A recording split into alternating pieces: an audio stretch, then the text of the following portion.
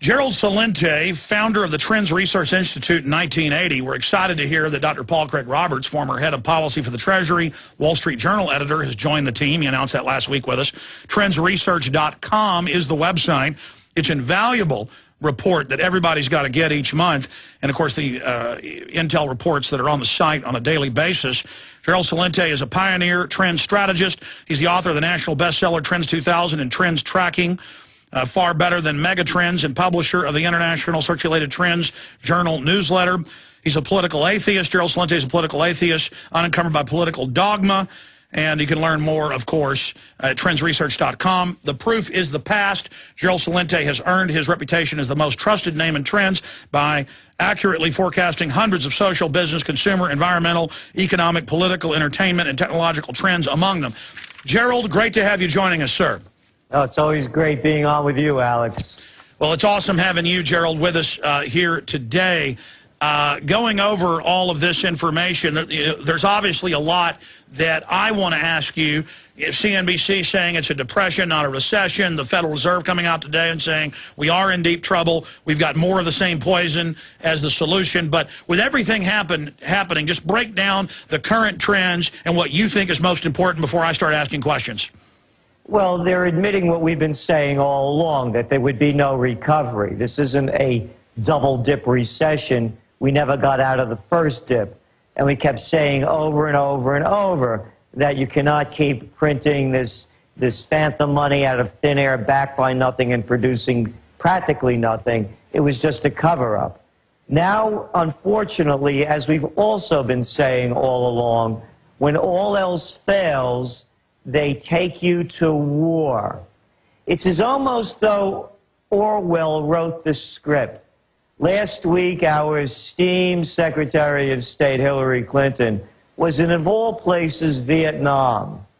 Can you imagine? In Vietnam, now the United States is making a military alliance with those Vietnamese. Remember how the U.S. government sent over some 60,000 of our soldiers to get slaughtered. That's how many were killed in the Vietnam War. Several 100,000 ruined. Millions of Vietnamese killed. And now they're, according to Ms. Clinton, our strategic ally, and the dispute going on between Vietnam and China over islands in the South China Sea, she said, quote, are of national U.S. interest.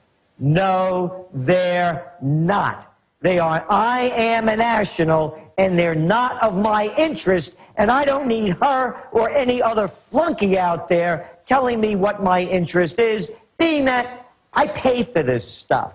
So what they're doing is they're bringing us closer into wars all over the globe. And as we heard Fidel Castro say this past weekend, the Iranians are not going to tolerate the United States or Great Britain or any other flunky ally boarding their ships to see what's on board come September. They're setting us up for war. And I want to make this really clear, Alex. Anybody that's voting for war against Iran, let them pack up themselves, their wives, and their kids and go fight the war and empty out your bank accounts and go support it. And all these people that call themselves leaders, let them lead us into war. Let Hillary and Bill and little baby Chelsea and her husband, let them go to war. Let Pelosi, let Frank, let Bonner, let Bond, let McConnell, let them go to war. If they don't go to war, if these wankers on the Council on Foreign Affairs don't go to war, as these swivel chair generals yak it up on the media, don't go to war, then there's no war. Until they go, until they put their lives on the line, end the war. The wars are bankrupting this country. I heard that other guy, that Krugman today, writing from the toilet paper of record, the New York Times, saying what's wrong with this country and what needs to be done to correct it. Not 1 inch, not 1 line of the wars that are draining the Treasury. And then you pick up today's newspaper, hey, the United States just did a $30 billion deal with Saudi Arabia. You know, that wonderful democracy over there? $30 billion worth of planes being sold. It's all a racket. F-16s. Period, paragraph. Well, Gerald, you're absolutely right. And it's in the news, but it's in the back of the paper that Israel is planning to strike Iran in the next 3 months. And you would think this would be a bigger issue because every analyst out there agrees it runs from bad to worse, at least doubling oil prices. They'll use the war as a police state crackdown. Obama will use it as a way to rally people around him going into the election. It could easily trigger terror attacks in the United States and could trigger World War III with China and Russia, with Pakistan and India. They could go to war. Most analysts agree there's a good chance World War III could start. And they're about to launch this, and it's not even a major news item. Instead, we're hearing about Lindsay Lohan. Well, again, this country's turned snooky stupid. I heard Obama on The View. I had to watch this stuff to see what he says. And that's exactly what they're talking about. The President of the United States has nothing else to do with his time than to sit down with 5 gaggling women talking about Lindsay Lohan, Mel Gibson, and Snooki. The New York Times, again, the toilet paper of record, a whole big feature on Snooki. Why do we even know this stuff? It's perfect. Bread and circuses as the empire is declining. So when we go back to Iran, and we just put out a trend alert, you got it, about why Obama won't debate with Ahmadinejad over these issues. Well, I have to tell you, subscribers to the Trends Journal criticizing us for saying that, listen, why don't they debate? And people are going to once again be led into a fake war just as they did with Bush.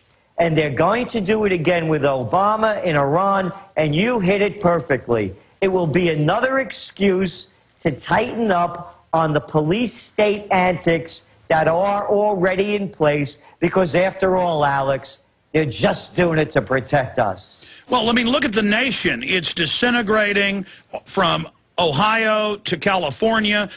Many cities are laying off, and counties, more than half their deputies are police. LA's announcing they're not going to fix many roads and sidewalks. They're announcing massive layoffs at the state and local level. Corporations are shutting down. They admit we're going into a depression, a double-dip recession. And then meanwhile, the federal government's hiring. They're increasing wages. The defense budget's going up. They're talking about $2 trillion in additional lending by banks that'll go on the taxpayer rolls. I mean, you can see this global elite using up the treasure of the empire. We're bankrupt, and they are showing that instead of slowing down, they're accelerating us towards financial and economic and military ruin. Again, you're right, and this isn't rhetoric. We just lost Gerald's audio joining us via New York. We'll get that hooked back up with him right now. Was that on our end or on his end, guys?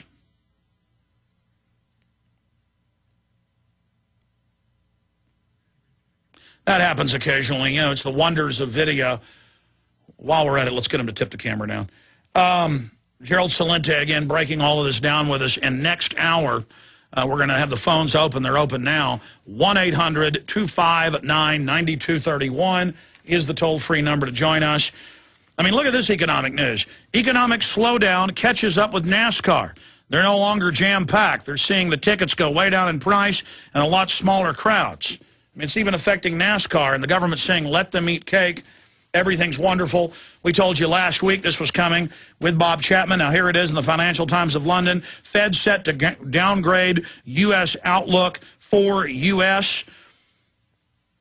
I mean, they knew full well that the stimulus was just going to line their pockets and that there needed to be another one and another one. But all of this gets put back on the backs of the American people. I wanted to read this headline to Gerald-Celente. and get his comment on it. Here's a CNBC headline from today. We are an equivalent of Great Depression. And they go on to list that the graphs for the stock market and the economy and for equities is identical from 29 to 33.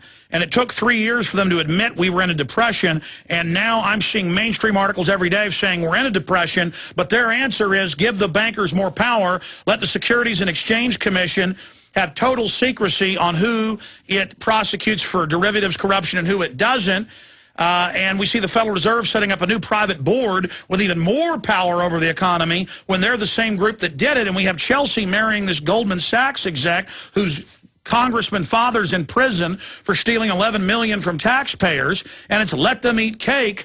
And you've got Marie Antoinette, Michelle Obama, Michelle Sotaro running around on taxpayer money, and Obama's having all these parties with rock stars and on The View, and even mainstream media, Gerald, is saying what you were saying 6 months ago.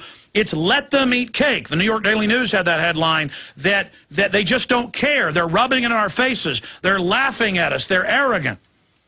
Again, you know, before we got cut off, 90% of the wealth, 93% of the wealth is controlled by 10% of the nation. I mean, you know, I'm not making these numbers up. That means the rest of us are there to cut up that other 7%. We have 10 banks controlling 80% of the assets. It's a takeover. And I get a kick out of this, Alex. As you well know, we've been talking about the greatest depression since the crash happened in 2008.